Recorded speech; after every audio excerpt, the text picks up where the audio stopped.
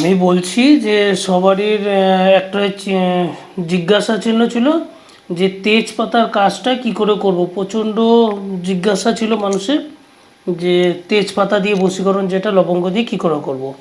তো এই তেজপাতা, এই লবঙ্গ, আর এটা রয়েছে চামেলির তেল দিয়ে লাল সিঁদুর। তো এটাকে কি করতে হবে, এই লাল সিঁদুরের নিয়ে লবঙ্গর সাথে এই তেজপাতাতে আপনার নাম লিখতে হবে। আমি কাউরির নাম লিখছি না, যেহেতু অনেক অসুবিধা হয়, তো আমি জাস্ট কতগুলো দাগ দিচ্ছি এবং আশা করছি এই দাগগুলো পরিষ্কার বোঝা যাবে, বুঝিয়ে দেব।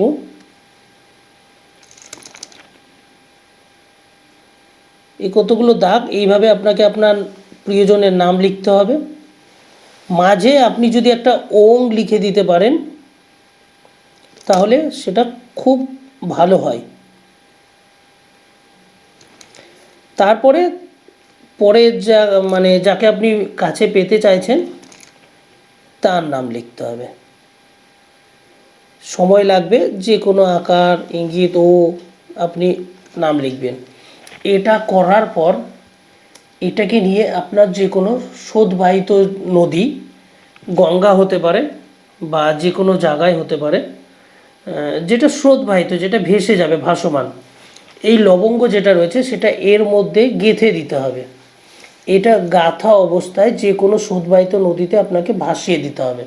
যদি আপনি এটা ভাসিয়ে দিতে পারেন এবং দেখবেন যাতে এটা ভেসে যায়, এবং চেষ্টা করবেন যখন ভাসাবেন তখন যেন এটা এই অবস্থায় থাকে, একদম যাতে এটা উল্টিয়ে না যায়।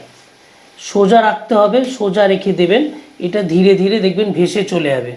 তাহলে আপনার প্রিয়জনকে আপনি পেয়ে যাবেন। যদি আরও কিছু জানার দরকার হয় আপনি ফোন করে বা আপনি আমাকে SMS করতে পারেন। আমি এর থেকে যতটা সুবিধাযোগ্য হবে মতো আমি এখানেই শেষ করলাম।